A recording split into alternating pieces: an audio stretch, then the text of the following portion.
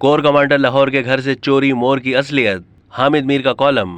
रोजाना जंग के कॉलम निगार और सीनियर सहाफी हामिद मीर अपने कॉलम में लिखते हैं कि ये पुराने जमाने की कहानी है, लेकिन कोर कमांडर लाहौर के घर पर तहरीक इंसाफ के हमले और वहां से एक मोर की चोरी ने ये कहानी मुझे फिर से याद दिलाई है।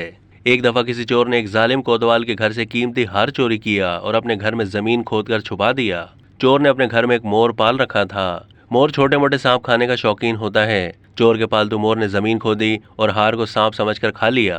चोर ने बहुत कोशिश की कि मोर चोरीशुदा हार को वापस उगल दे, लेकिन कामयाब नहीं हो सका। ये वारदात छुपी नहीं रह सकी और चोर गिरफ्तार हो गया।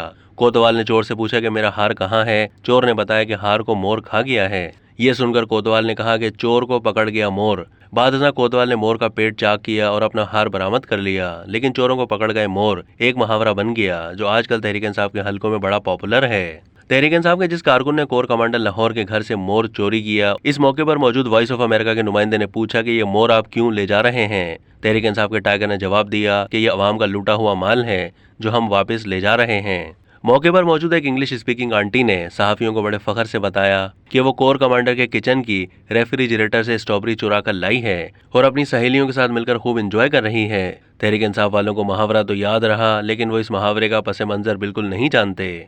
वो एक मोर को लूट कर माल करार दे रहे हैं, लेकिन ये भूल रहे हैं कि 9 मई 2023 को उन्होंने भी इस पालतू मोर का किरदार अदा किया जिसे एक चोर ने पाल रखा था। मेरा इशारा उस चोर की तरफ नहीं जिसने तोशाखाना से चोरी की। तोशाखाने से भी कई हार और घड़ियां चोरी हुई और कई मोर उन्हें सांप समझकर निगल गए। मेरा इशारा उन रिटायर्ड मुहिबाने वतन की तरफ है जो कभी अपनी सियासी सर्कस के लिए शेर पालते हैं और जब शेर बगावत कर देता है तो फिर मोर पाल लेते हैं। इन रिटायर्ड मुहिबाने वतन के इदारे की इज्जत किसी कीमती हार से कम नहीं थी, लेकिन अफसोस कि उनका अपना ही पाला हुआ मोर इस इज्जत को निगल गया। 9 मई के वाक़या जिन मुहिबाने वतन के फैज़ का नतीजा है, उन्हें आज नहीं तो कल अपने कौमी जराइम का हिसाब देना पड़ेगा। कोतवाल ने सिर्फ मोर का पेट चाक करके अपना चोरीशुदा हार बरामद नहीं करना, बल्कि मोर पालने वाले चोरों को भी उनके जराइम की सजा दिलवानी है। मसला यह है कि आजकल कोतवाल को अदालतों पर भी एतमाद नहीं, क्योंकि अदालतों में बैठे हुए कुछ काजी कानून के मुताबिक नहीं बल्कि अपनी बेगमात की फरमाइश पर फैसले करते हैं। क्या इमरान खान ने काजी की मदद से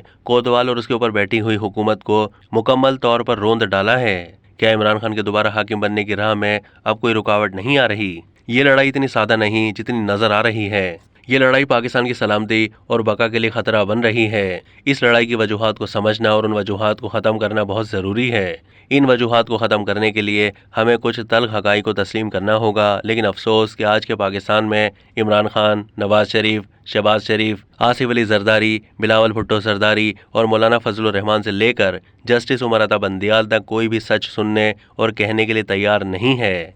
अब तक के लिए इतना ही। मज़ीद मालूमात के लिए डेली जंग के यूट्यूब चैनल को सब्सक्राइब कीजिए।